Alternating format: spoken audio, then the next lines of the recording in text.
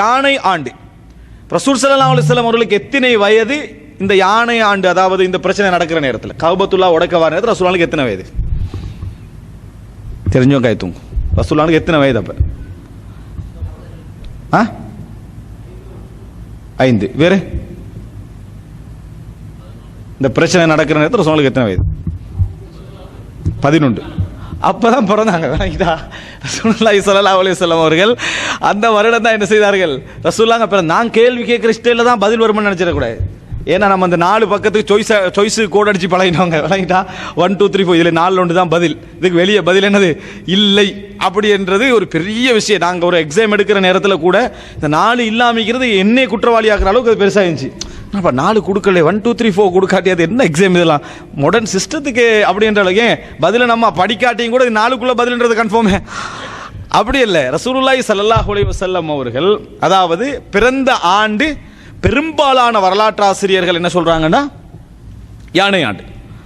யானை ஆண்டு. ரசூல் ஸல்லல்லாஹு அலைஹி வஸல்லம் நபித்துவத்துக்கு முன்ன உள்ள செய்திகளை நம்ம எப்படி பார்க்க வேண்டிய அவசியம் இல்லைண்டா, எல்லாமே அறிவிப்பாளர் வரிசையோடு ஆதாரபூர்வமான சஹீஹான சனதோடு வந்திருக்கணும் என்று பார்க்க வேண்டிய அவசியம் இல்லை. ஒரு சில இடங்களில் தவிர, ஒரு சில இடங்களில் தவிர. அதுக்கான காரணம் என்னண்டா, இப்போ உதாரணமாக 1400 வருஷத்துக்கு முன்னால் அல்ல 2000 வருடத்துக்கு முன்னால் வாழ்ந்த அறிஞர்களுடைய செய்திகளை நம்ம படிக்கிற நேரத்தில் யாராகவும் இருக்கலாம். அவர்கள்லாம் நம்ம உலக அறிஞர்கள் எடுங்க. அறிவிப்பால் வருஷம் படிச்சுட்டு இருக்கிறோம். அரிஸ்டோட்டில் இப்படி இருந்தார், பிளேட்டோ இப்படி இருந்தார், தொலமி இப்படி இருந்தார், செய்தி வருதுன்னு வைங்களே. இதெல்லாம் நம்ம எப்படி பார்த்துட்டு இருக்கிறோம்? அறிவிப்பால் வருஷம் இஸ்னாதுல சஹீஹா லைஃப்னு பார்க்கல. அந்த வரலாற்றை நம்ம அவங்க இப்படி தான் இருந்தாங்கன்னு சொல்லப்படுறதுல ஒரு பிரச்சனை உண்டு அல்ல. ஆனால் இஸ்லாத்தை பொறுத்த வரைக்கும் அப்படி இருக்கிறதுலேயே நல்ல ஒத்தன்டிக்கான சோர்ஸோடு இருக்குது. ஏன் சஹீஹ் லைஃபை விடுங்க, அறிவிப்பாளர் வரிசை இருப்பதே பெரிய விஷயம். இன்றைக்கு மற்ற அதாவது முஸ்லீம் அல்லாதவர்கிட்ட என்ன பிரச்சனைன்னு சொன்னால், டோட்டல் அரிஸ்டோட்டிலோட வரலாறும் ஒரு அறிவிப்பால் வரிசையோடு இருந்தால் கூட சந்தோஷப்படுவாங்க. டோட்டல் வரலாறு அவரோட ஒரே ஒரு அறிவிப்பால் வரிசையோடு வந்துங்களே, எப்படி இவர் சொன்னார் இவர் சொன்னார் இவர் சொன்னார், இதுதான் அரிஸ்டோட்டில் வரலாறுன்னு டோட்டல் புக்கு கிடைச்சாலும் மிச்சம் சந்தோஷப்படுவாங்க.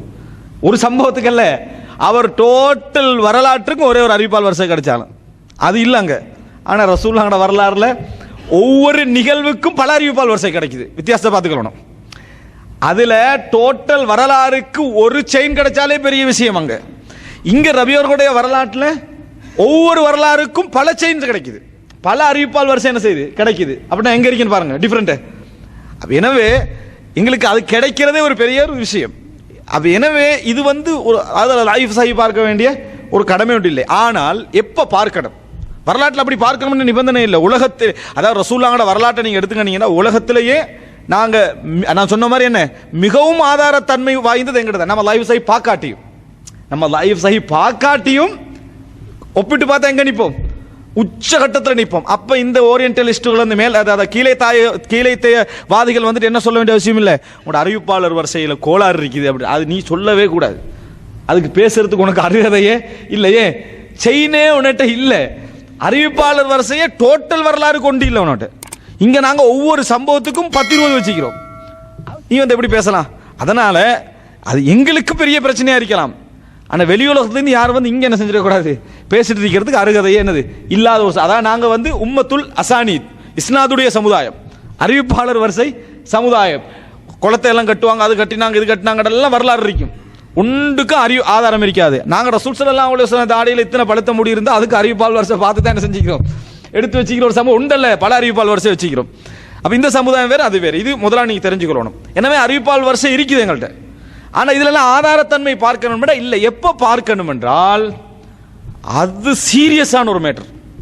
நபி அவர்களுடைய நேர்மை, நபி அவர்களுடைய முன்னறிவிப்பு, நபி அவர்களுடைய நபித்துவத்தோடு சம்பந்தப்பட்ட ஒரு ஆதாரத்தன்மை, இது போன்றவைகள் சம்பந்தப்பட்ட அல்லது நபி அவர்களை பற்றி ஒரு விமர்சனம், ஒருத்தரை பற்றி விமர்சனம் வருது வரலாற்றில்.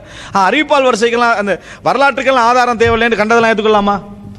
சிலர் என்ன செய்யறாங்கன்னா வரலாற்றுக்கு ஆதாரம் தேவையில்லை, ஒரு நபி தோழர் இப்படி கொலை செய்தார், வரலாற்றுக்கு ஆதாரம் தேவையில்லை ஏற்றுக்கொள்ள முடியுமா? உனக்கே நீ ஏற்றுக்கொள்ள மாட்டேன். எப்படி இன்னொருவருக்கு வரலாற்றுக்கு ஆதாரம் தேவையில்லை என்று ஏற்றுக்கொள்ள முடியுமா? முடியாது. வரலாற்றுக்கு ஆதாரம் தேவை. எப்போ நம்ம அதை அதாவது அழுத்தி பார்ப்போம் என்று சொன்னால் எப்போ பார்ப்போம்? அவருடைய ஆளுமையோடு, அவருடைய பண்போடு, அவருடைய நம்பகத்தன்மையோடு சம்பந்தப்படுது, மார்க்கத்தோடு ஒரு விஷயத்தில் ரிலேட் ஆகுது. அப்போ என்ன செய்யணும்? அப்போ நம்ம கட்டாயம் பார்க்க வேண்டி இருக்கிறது. இந்த அடிப்படையில் நீங்கள் வரலாற்றை பார்த்தீங்கன்னா போதுமானது. ரைட். இப்போ இதில் என்னன்னு சொன்னால் நல்ல முறையில் தெரிஞ்சுங்க. இதில் இந்த ஒரு பகுதியை மட்டும் எடுத்துகிட்டு போயிடுவானா, இது வரலாற்றுக்கு ஆதாரம் பார்க்க தேவையில்லாம். அப்போ இதுக்கு பூரா ஆரம்பிக்க வேண்டியதாண்டு என்னது, அதை மட்டும் எடுத்துகிட்டு போயிடக்கூடாது. ரெண்டையும் சேர்த்து என்ன செய்யணும், விளங்கணும். ஏன் தேவையில்லைன்னா அவர்களோட ஒப்பிடக்கூட இது நம்ம ஆதாரத்தோடு தான் இருக்கிறோம். எங்களுடைய ஒப்பிடுற நேரத்தில் ஏன் தேவையில்லைன்னு சொல்கிறேன்னு சொன்னால் அது ஹிஸ்ட்ரி. ஆனால் அந்த ஹிஸ்ட்ரி அதில் அறிவிப்பால் வரிசை நம்ம அழுத்தமாக எப்போ பார்ப்போம்னா இந்த விஷயங்கள் என்ன செய்வோம், பார்ப்போம். இட்டு கட்டப்பட்ட அறிவிப்பால் வரிசையோடு எதை நம்ம ஏற்றுக்கொள்வதற்கும் தயாராக இல்லை. இப்போ ரசூலுல்லாஹி ஸல்லல்லாஹு அலைஹி வஸல்லம் அவர்களுடைய அந்த பிறந்த நேரத்தில் ஹிஜ்ரி எத்தனையாம் ஆண்டு ரசூலுல்லாஹ் பிறக்கிறாங்க? ஹிஜ்ரியா இல்லை, ரைட், ஹிஜ்ரி, அதாவது யானை ஆண்டு. யானை ஆண்டு விளங்கிட்டா? யானை ஆண்டில் ரசூல் ஸல்லல்லாஹு அலைஹி வஸல்லம் அவர்கள் என்ன செய்கிறார்கள், பிறக்கிறார். ரசூலுல்லாஹ்களுக்கு எத்தனையாம் ஆண்டு நபித்துவம் கிடைக்குது? யானை ஆண்டு 40. அதுக்கெல்லாம் சொல்றது ஈரா. தமிழில் சொல்றேன்னா ஆண்டுமானம். இப்போ கிமு கிபின்னு சொல்றது ஒரு ஈரா. கிமு கிபின்னு சொல்றது ஒரு ஈரா. ஆண்டுமானம் தமிழ் என்ன செய்வாங்க, சொல்லுவாங்க. அப்போ குரோனாலஜி, அந்த கால அளவு, அந்த முறைமைகளில் இது ஈரா, ஆண்டுமானம் அப்படின்ட்டு. அப்புறம் யானை ஆண்டு ஒரு பெரிய நிகழ்வாக இருந்ததுனால அந்த நிகழ்வை வச்சு 1வது வருடம், 2வது வருடம், 3வது வருடம், விளங்கிட்டா? அப்படின்னு எப்படி வரும், யாமு யாப்பி, விளங்கிட்டா? யாமு யாப்பி மாதிரி எடுத்து வந்தா ரசூலுல்லாஹி ஸல்லல்லாஹு அலைஹி வஸல்லம் அவர்கள் 40வது வருடம் என்ன செய்யறாங்க, ரசூல் ஸல்லல்லாஹு அலைஹி வஸல்லம் அவர்கள் பிறக்கிறார்கள் யானை ஆண்டில். யானை ஆண்டு 40வது வருடம் என்ன செய்யறாங்க, ரசூலுல்லாஹ் பிறந்தார்கள்.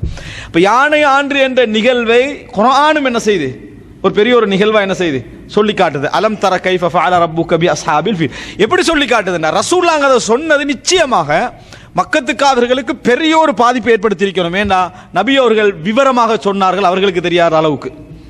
அவர்கள் பார்த்து ஆச்சரியப்படுற அளவுக்கு விவரமாக சொன்னாங்க. ரசூலுல்லாஹ் பிறந்தே இல்லை, ரசூல் ஸல்லல்லாஹு அலைஹி வஸல்லம் அவர்கள் பிறக்கவே இல்லை. ரசூலுல்லாஹ் என்ன சொல்றாங்கன்னா, கஅஸ்ஃபிம் மஅகூல், மெல்லப்பட்ட வைக்கோல்களை போன்று அவர்கள் ஆனார்கள். ஒரு டீட்டெயில்ஸ் இது பார்க்காதவர்களுக்கு சொல்ல கஷ்டம். இரண்டாவது சொல்றாங்கன்னா தைரன் அபாபீல், கூட்டம் கூட்டமான பறவைகளை அல்லாஹ் தஆலா அனுப்பி, தர்மீஹிம் பிஹிஜாரா, கற்களை அவர்களுக்கு எரிந்த சுடப்பட்ட கற்கள். இவ்வளவு என்னது ரசூலுல்லாஹ் சொல்றாங்க. நிச்சயமாக அது அவர்களுக்கு என்ன செய்யும், ஒரு பெரிய ஒரு இதை ஏற்படுத்தும். இன்னொரு வகையில் யானை அந்த சம்பவம் என்ன இதை ஏற்படுத்த தெரியுமா, அல்லாஹ் தஆலா மக்கத்து காஃபிர்களுடைய உள்ளத்தில் மக்காவுடைய கஅபத்துல்லாஹ்வுடைய பாதுகாப்பை உறுதிப்படுத்துறான். ரசூல் ஸல்லல்லாஹு அலைஹி வஸல்லம் அவர்கள் பின்னால் ஒரு சூறால சொல்ற நேரத்தில், ரசூல் மக்களுக்கு சொல்ற நேரத்தில் வஹாதல் பலதில் அமீன், பாதுகாப்பான இந்த ஊரின் மீது சத்தியமாக நேரத்தில் மக்களுக்கு சந்தேகம் இருந்துக்குமா? பாதுகாப்பு தான் இந்த ஊர்.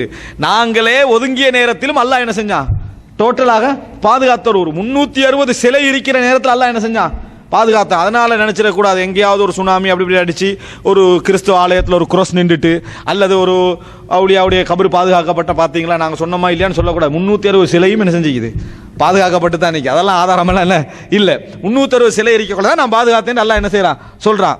எனவே வெற்றி தோல்வி என்றதை வச்சு நான் ஹக்கா பாத்திலான்னு என்ன செய்ய வேண்டிய அவசியம் இல்லை, யோசிக்க வேண்டிய அவசியம் இல்லை. இப்போ இந்த அடிப்படையில் பார்த்தீங்கன்னா அல்லாஹ் தஆலா பெரிய ஒரு உள்ளத்தில் ஏற்படுத்துறான். அப்போ என்ன அவங்க முடிவுக்கு வராங்க, காபத்துள்ள யாருடைய செக்யூரிட்டி இருக்குது, இறைவனுடைய. அதுக்குள்ள ரசூலுல்லாஹி ஸல்லல்லாஹு அலைஹி வஸல்லம் போவதற்கான ஒரு முன்னுரை இது. ரசூலுல்லாஹ் போவாங்க, அபாபில் பறவை வராது. ரசூலுல்லாஹ் 360 சிலைகளை உடைப்பார்கள், அபாபில் பறவை என்ன செய்யாது, வராது. ரசூல் ஸல்லல்லாஹு அலைஹி வஸல்லம் அவர்கள் அங்க அறிவிப்பெல்லாம் செய்வாங்க, அபாபில் பறவை என்ன செய்யாது, வராது என்பதற்கான முன்னுரை இது. அதற்கான முன்னுரை. ஏன்னா அவங்க பார்த்துட்டாங்க செக்யூரிட்டி, அப்படி ஒரு பாதுகாப்பு அல்லாஹ் தஆலா கொடுத்தான். ரசூல் ஸல்லல்லாஹு அலைஹி வஸல்லம் அதுக்குள்ள போனாங்க, சிலைகளை உடைச்சாங்க, அறிவிச்சாங்க, எதை காணா, அபாபில் பறவை காணா. இது வரஐத்தன்னாஸ யதுகுலூன ஃபீ தீனில்லாஹி அஃப்வாஜா, அல்லாஹ்வுடைய மார்க்கத்திலே மக்கள் கூட்டம் கூட்டமாக நுழைவதை நீங்கள் பார்த்தால். அல்லாஹ் இதனை ரசூல், இந்த வார்த்தையை ரசூலுல்லாஹ்ங்களை முந்திய பிரச்சாரத்துக்கு சொல்லவே இல்லை. தாவா செஞ்சாங்க, அது செஞ்சாங்க, இது செஞ்சாங்க, கூட்டம் கூட்டமாக நுழைஞ்சாங்க, தனித்தனியாக நுழைஞ்சாங்களா, கொஞ்சம் கொஞ்சமாக நுழைஞ்சாங்க. என்றைக்கு சரியான ஃபுல்லாக நுழைஞ்சாங்க, மக்கா வெற்றியில்.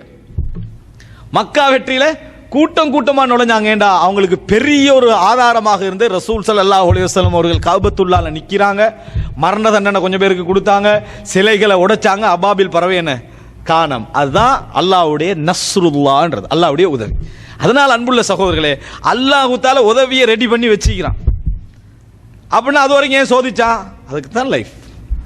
உதவி ரெடி அங்கே அல்லாட்ட. எந்த உதவியை எங்கே ஏற்படுத்தணும் என்பதற்கு 100 வருஷத்துக்கு முந்தி ஒன்று அல்லாஹ் வச்சிருப்பான்.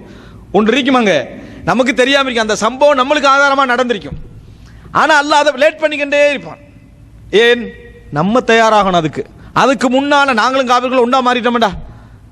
அதுக்கு முன்னால் என்ன இருக்கிற சோதனையெல்லாம் தாங்க, நம்ம 2 பேரும் உண்டா வாழ்ந்துருவோம்னா அப்புறம் அல்லாஹ்வுடைய உதவி என்ன செய்யாது, வராது. அல்லாஹ்வுடைய உதவி டைமுக்கு வரும். அது ஆனால் அவங்க மத்தா நஸ்ருல்லா அவங்க எல்லாம் கேட்ட கேள்வி என்ன, மத்தா நஸ்ருல்லா அல்லாஹ்வுடைய எப்போ வரும், அல்லா இன்ன நஸ்ருல்லாஹி கரீப், இந்த பக்கத்தில் அண்மையில் இருக்குது அப்படின்ற. அப்போ எனவே அல்லாஹ்வுடைய உதவிக்கு ஒரு முகாந்திரமாக அமைஞ்சது இந்த யானைப்படை சம்பவம்.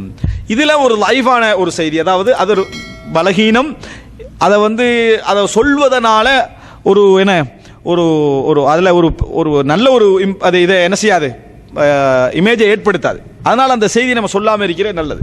என்னன்னு சொன்னால், அந்த அப்ரஹா வந்து பேசுறது, அப்ரஹாவுடைய அந்த தூதுவர் வந்து பேசுறது யாரோட, அப்துல் முத்தலிப்போட. அப்போ அவர் வந்து ஒட்டகத்தை எடுத்துகிட்டு போத்தானா, இல்லை இவர் போய் பேசுறது, நான் ஒட்டகத்தை எடுக்கத்தான் நான் என்ன செஞ்சேன், நான் வந்தேன். அப்போ காபத்துல்லா இது நான் ஒட்டகத்தின் ரப்பு, காபத்துல்லாவோட ரப்பை என்ன செய்வான், அல்லாஹ் என்ன செய்வான், பார்த்துக்கொள்வான்னு சொன்னதாக வரக்கூடிய செய்தி வந்து என்னது, ஆதாரமற்ற ஒரு பலமான செய்தி இல்லை, ஆதாரமற்ற ஒரு செய்தி. விளங்கிட்டா? இந்த செய்தியை என்ன செய்வாங்க, சொல்வார்கள். ஆனால் மக்கள் வந்து அப்படி வீரமற்றவர்களாக இருந்ததெல்லாம் இல்லை. அவங்க வந்து என்ன செய்வாங்க, சின்ன விஷயத்துக்கும் யுத்தம் செய்யக்கூடிய தைரியத்தில் என்ன செய்தார்கள், இருந்தார்கள். இது ஒரு வீரமற்ற ஒரு தன்மையும் ஒரு பொறுப்பற்ற ஒரு தன்மையும் என்ன செய்யுது, கொடுக்குற மாதிரி இருக்கு. இதை கேட்டுப்போட்டு நம்மளும் கொஞ்சம் பேர் என்ன செய்யலாம், பள்ளியோடைக்கு வரட்டோம்ல, அது அல்லாஹ் ரப்பு பார்த்துக்கோ, நான் என்னோட வாகனத்தை எடுக்க வந்தேன் என்னது சொன்னாலும் சொல்ல வாய்ப்பு இருக்கு. இன்றைக்கு அது ஒரு முன்மாதிரியாக எடுத்து. விளங்கிட்டா? அதுக்கு இதுக்கும் சம்பந்தம் இல்லை. ரைட். இரண்டாவது சப்ஜெக்ட் என்னன்னு சொன்னால், ரசூலுல்லாஹி ஸல்லல்லாஹு அலைஹி வஸல்லம் அவர்கள் அப்போ யானை ஆண்டு பிறந்தார்கள்.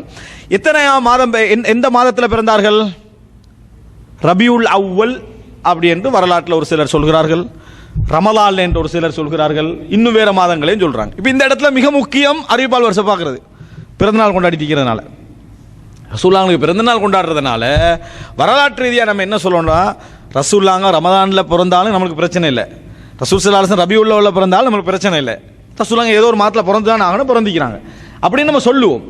ஆனால் எப்போ நம்ம இதை கொஞ்சம் அழுத்தமாக மார்க்க ரீதியான ஒரு வேலை நீங்கள் செய்கிற நேரத்தில் அது வெறும் வரலாற்று செய்தி அல்ல.